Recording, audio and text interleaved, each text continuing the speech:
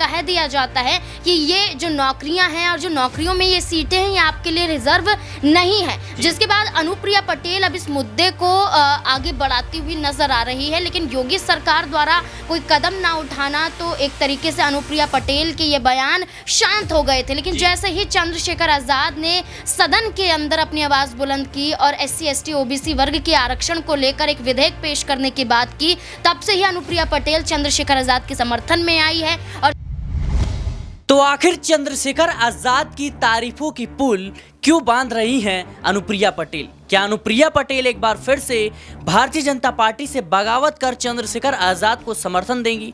दरअसल उत्तर प्रदेश की राजनीति में जिस तरीके से उठापटक की स्थिति बनी हुई है, इसको लेकर के अनुप्रिया पटेल ने एक बड़ा कदम उठाया है। उन्होंने हाल ही में जिस तरीके से चंद्रशेखर आजाद की मांगों का समर्थन किया, दरअसल चंद्रशेखर आजाद ने संसद में इस मांग को उठाया था कि प्राइवेट सेक्टर में OBC ST SC के जो लोग हैं उनकी भागीदारी को बढ़ाया जाए, यानी नौकरियों में भागीदारी को बढ़ाया जाए, और इसका समर्थन अनुप्रिया पटेल ने भी कर दिया। इसके साथ ही एक न्यूज एजेंसी को दिए गए इंटरव्यू में अनुप्रिया पटेल से जब सवाल किया गया कि चंद्रशेखर आजाद के बारे में आपका क्या ख्याल है, तो उन्होंने कहा कि चंद्रशेखर आजाद एक मजबूत आवाज के साथ अच्छी शुरुआत करने की कोशिश कर रहे हैं। तो क्या यह बयान अब उत्तर प्रदेश की सियासत में इस बात का संकेत दे रहा है कि बड़ा उलटफेर होने वाला है? उत्तर प्रदेश के लिहाज से यह बयान इसलिए भी अहम हो जाता है क्योंकि 10 सीटों पर उपचुनाव है, और ऐसे में जिस तरीके से योगी आदित्यनाथ की मुश्किलें लगातार बढ़ रही है, चाहे वो उन्हीं के पार्टी के नेता हो या फिर जो NDA के सहयोगी दल हो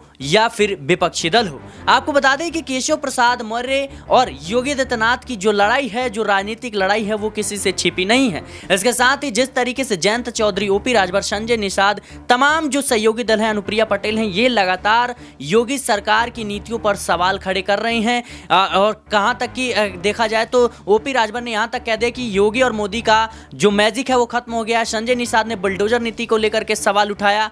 तो वहीं अनुप्रिया पटेल OBC आरक्षण को लेकर के योगी सरकार के खिलाफ लगातार तेवर दिखाती हुई नजर आ रही हैं, और चंद्रशेखर आजाद का कहीं ना कहीं समर्थन करना, उनके कह सकते हैं कि समर्थन में बयान जारी करना, क्या उत्तर प्रदेश की राजनीति में एक बड़ा उलटफेर होने वाला है? इसी मुद्दे पर बातचीत करने के लिए नाजमीन मौजूद हैं।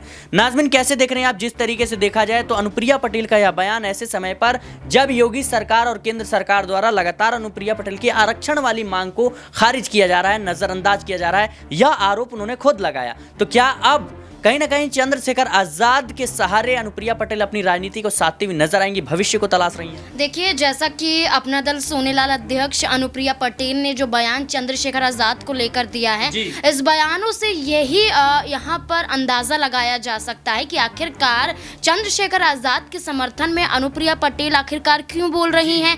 मुद्दा चाहे कुछ भी हो, लेकिन अपनी सरकार की आलोचना तो नहीं करनी चाहिए, लेकिन चंद्रशेखर आजाद को मजबूत बताना और एक अच्छी शुरुआत करने को लेकर संदेश देना, यहाँ ये दर्शाता है कि अनुप्रिया पटेल ने चिट्ठी के माध्यम से एक बड़ी मांग अपनी ही सरकार से की थी। योगी सरकार के सामने चिट्ठी लिखकर उन्होंने मांग की थी कि OBC SC और ST वर्ग के लोगों को प्राइवेट नौकरियों में आरक्षण मिले, यानी कि उनकी भी भागीदारी बढ़ती हुई नजर आए। लेकिन उनकी चिट्ठी का जवाब नहीं आता है, और ना ही योगी सरकार उत्तर प्रदेश में आरक्षण के मुद्दे पर कोई संज्ञान लेती है।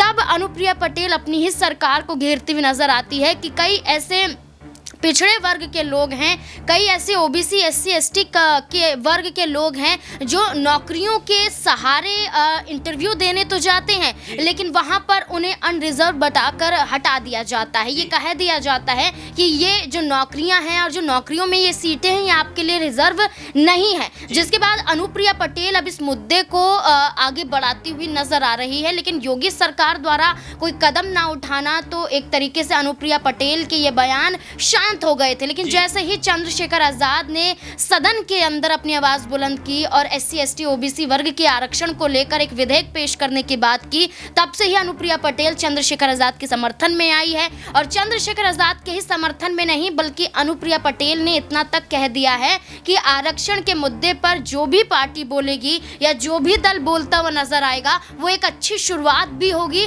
और उनके साथ हम यहाँ पर खड़े हुए मिलेंगे। यानी कि अनुप्रिया पटेल ने अभी से संकेत दे दिए हैं कि एक तरफ भारतीय जनता पार्टी में फूट है तो वहीं दूसरी तरफ भारतीय जनता पार्टी को तेवर दिखाती हुई अनुप्रिया पटेल नजर आ रही हैं। अगर अभी भी ये मांगे पूरी नहीं की गई, आरक्षण के मुद्दे पर संज्ञान नहीं लिया गया, तो अनुप्रिया पटेल अभी चंद्रशेखर आजाद की तारीफ कर रही हैं। आने वाले वक्त में ऐसा ना हो कि भारतीय जनता पार्टी के साथ वो गठबंधन तोड़ती हुई नजर आए।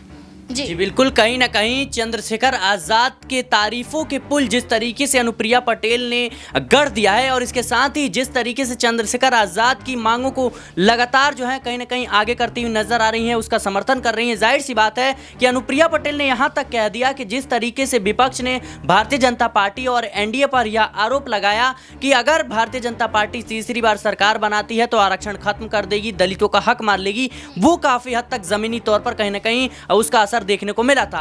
और यही आरोप जो है वो कहीं ना कहीं अनुप्रिया पटेल लगा रही है। उनका कहना है कि अगर भारतीय जनता पार्टी ने समय रहते एक्शन नहीं लिया, ये मांगों पर कहीं ना कहीं इस मांगों को नजरअंदाज किया, तो जाहिर सी बात है इसका नतीजा भुगतना पड़ सकता है। और अनुप्रिया पटेल अचानक से ओबीसी आरक्षण की मांग को लेकर के और जिस तरीके से चंद्रशेखर आजाद के समर्थन में बयानबाजी कर रही है, क्या लगता है नाजमीन कि आने वाले समय में जो अनुप्रिया पटेल है वो कहीं ना कहीं भारतीय जनता पार्टी में खुद को असहज महसूस कर रही हैं, खुद को कहीं ना कहीं जिस तरीके से इस बार जो है उन्हें 2 सीटें मिली थी, एक पर हार हो गई, तो कहीं ना कहीं देखा जाए तो अनुप्रिया पटेल खुद को असहज महसूस कर रही हैं। जो दलित वोटर भारतीय जनता पार्टी और एनडीए से बिछड़ चुका है, जो कह सकते हैं इंडिया गठबंधन की तरफ शिफ्ट हो गया है, क्या उसको समेटने के लिए अब कहीं ना कहीं चंद्रशेखर आजाद के साथ जुड़ती हुई नजर आ सकती है? देखिए, बिल्कुल अनुप्रिया पटेल का गठबंधन भारतीय जनता पार्टी के साथ है। 2019 में भी वो 2 लोकसभा सीट पर चुनाव लड़ती हुई नजर आई थी और दोनों ही लोकसभा सीटों पर चुनाव लड़ने के साथ जीत हासिल भी की थी। लेकिन इस बार देखा जाए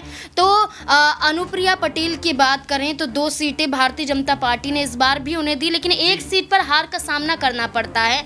और जिसके बाद अनुप्रिया पटेल का कद एनडीए में घटता हुआ नजर आया है। तभी अनुप्रिया पटेल लगातार भारतीय जनता पार्टी के सामने अपनी मांगों को भी रख रही है और अपनी मांगों के अनुसार देखा जाए तो लोकसभा चुनाव के बीच में उन्होंने प्रतापगढ़ पर जाकर जिस तरीके से राजा भैया के बारे में जो बयान दिए थे, उस बयानों को लेकर भी भारतीय जनता पार्टी को फंसाया था। ये तस्वीरें देखने को मिली थी कि कई ऐसी सीटों पर भारतीय जनता पार्टी को हार का सामना करना पड़ा, जहां 33 सीटों पर भारतीय जनता पार्टी सिमट जाती है। और इसी के साथ देखा जाए तो चंद्रशेखर आजाद ने पहली शुरुआत की लोकसभा का चुनाव लड़कर और पहली ही शुरुआत में बहुमत के साथ जीत हासिल की और सदन के अंदर दलितों की आवाज बनते हुए नजर आए। चंद्रशेखर आजाद न सिर्फ दलितों के लिए, हर वर्ग के लिए उत्तर प्रदेश में सोच विचार करते हुए नजर आ रहे हैं।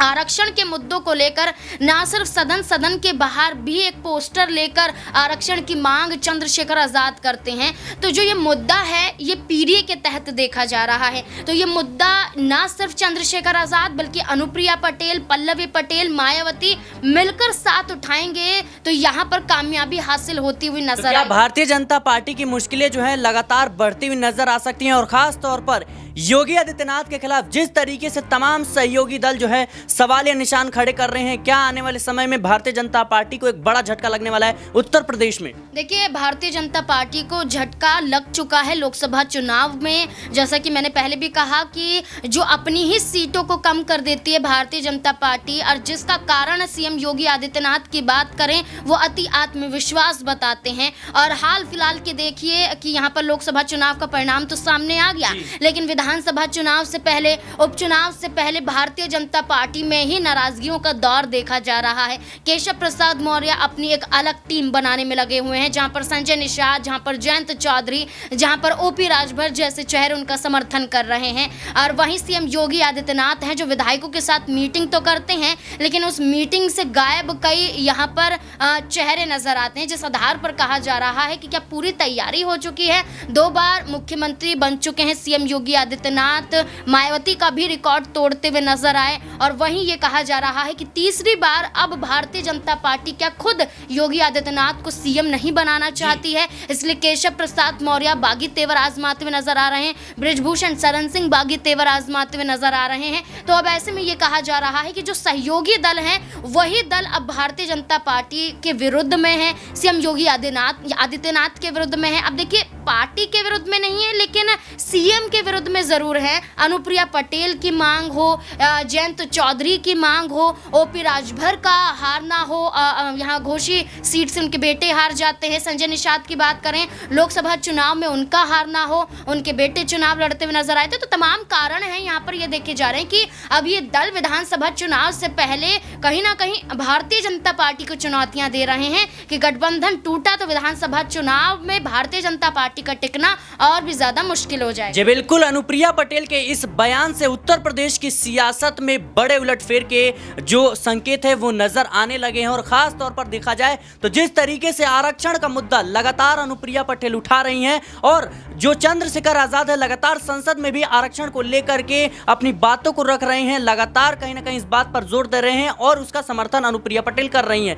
तो कहीं ना कहीं अनुप्रिया पटेल ने यह संकेत दे दिया है कि अगर भारतीय जनता पार्टी उनकी मांगों को इसी तरीके से नजरअंदाज करती है, उनकी मांगे जो है उन पर विचार नहीं होती है, उनकी मांगे पूरी नहीं होती है, तो जाहिर सी बात है कि वो ओबीसी वोट बैंक के लिए समझौता करती हुई नजर आएंगी चंद्रशेखर आजाद के साथ। और चंद्रशेखर आजाद के साथ मिलकर दलित वोटों पर भी कहीं ना कहीं सिंगंजा कसने की कोशिश में अनुप्रिया पटेल नजर आ सकती हैं। फिलहाल के लिए इस रिपोर्ट में इतना ही। देश और दुनिया की तमाम खबरों के लिए बने रहना नेक्स्ट पॉलिटिकल बाइट के साथ।